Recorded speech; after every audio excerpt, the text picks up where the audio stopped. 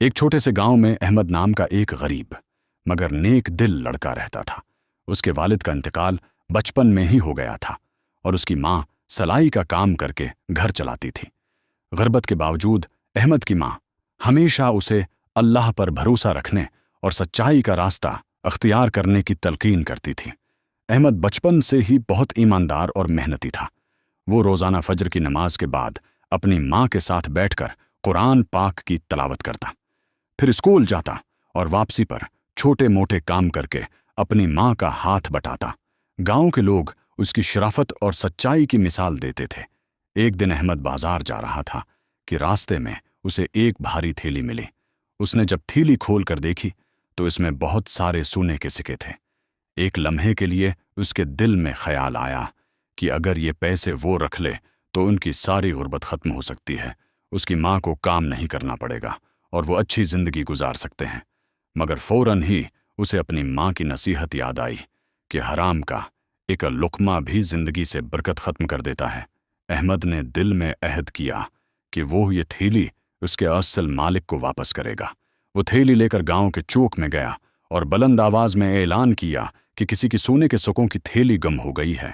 لوگ جمع ہونے لگے مگر کوئی بھی صحیح نشانی نہ بتا سکا۔ اسی دوران ایک بوڑھا شخص ہانپتا ہوا آیا اور بولا کہ میری تھیلی گم ہو گئی ہے۔ اس میں سونے کے سکے تھے اور تھیلی پر ایک نیلا دھاگا بندھا ہوا تھا۔ احمد نے تھیلی دیکھی تو واقعی اس پر نیلا دھاگا بندھا ہوا تھا۔ اس نے فوراً تھیلی بوڑھے شخص کے حوالے کر دی۔ بوڑھا شخص بہت خوش ہوا اور اس نے احمد کو انعام کے طور پر کچھ سکے دینے چاہے۔ احمد نے مسکرا کر کہا کہ میں نے یہ کام صرف اللہ کی رضا کے لیے کیا ہے، مجھے کوئی انعام نہیں چاہیے۔ بوڑھے شخص کی آنکھوں میں آنسو آ گئے۔ اس نے احمد کے سر پر ہاتھ رکھا اور دعا دی کہ اللہ تمہیں دنیا اور آخرت میں کامیاب کرے۔ یہ بات گاؤں میں تیزی سے پھیل گئی۔ لوگ احمد کی ایمانداری کی تعریف کرنے لگے۔ کچھ دن بعد گاؤں میں ایک امیر تاجر آیا جو ایک قابل اور ایماندار لڑکے کی تلاش میں تھا تاکہ وہ اسے اپنے ساتھ شہر لے جا کر کام سکھا سکے۔ گاؤں والوں نے فوراً احمد کا نام لیا۔ تاجر نے احمد کو بلایا اور اس سے کچھ سوالات کیے۔ احمد نے نہایت سادگی اور سچائی سے جواب دیے۔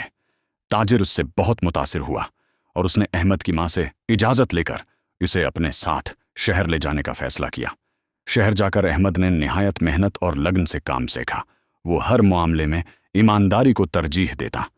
کچھ ہی سالوں میں وہ تاجر کا سب سے قابل اعتماد ساتھی بن گیا۔ تاجر نے اسے اپنے کاروبار میں حصہ دار بنا لیا۔ ادھر احمد اپنی ماں کو کبھی نہیں بھولا۔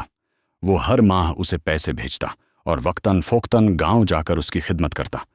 اس کی ماں ہمیشہ اس کے لیے دعا کرتی کہ یا اللہ میرے بیٹے کو ہمیشہ سیدھے راستے پر رکھنا۔ ایک دن وہی بوڑھا شخص دوبارہ احمد کے پاس آیا۔ اس نے بتایا کہ وہ دراصل ایک بہت بڑا تاجر تھا اور اس دن وہ احمد کی ایمانداری آزما رہا تھا۔ اس نے کہا کہ میں اپنی آدھی جائیداد تمہیں دینا چاہتا ہوں۔ احمد نے عاجزی سے جواب دیا کہ مجھے صرف اتنا چاہیے جتنا میری ضرورت کے لیے کافی ہو، باقی آپ کسی ضرورت مند کو دے دیں۔ بوڑھا شخص احمد کی بات سن کر اور بھی متاثر ہوا اور اس نے کہا کہ تم واقعی ایک نیک انسان ہو۔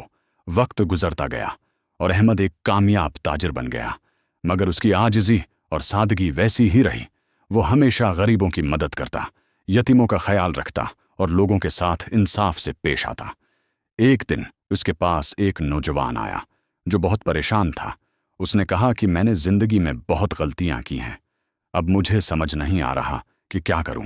احمد نے مسکرا کر کہا کہ اللہ کی رحمت سے کبھی مایوس نہ ہو، سچی توبہ کرو، نماز قائم کرو اور سچائی کا راستہ اختیار کرو، اللہ تمہارے لیے آسانیاں پیدا کرے گا۔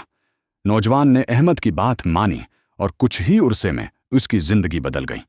احمد کی زندگی اس بات کی مثال بن گئی کہ اگر انسان صبر، ایمانداری اور اللہ پر بھروسہ رکھے تو وہ کامیابی ضرور حاصل کرتا ہے۔ اس نے اپنی زندگی سے یہ ثابت کیا کہ حلال کمائی میں برکت ہوتی ہے اور سچائی کا راستہ ہمیشہ کامیابی کی طرف لے جاتا ہے۔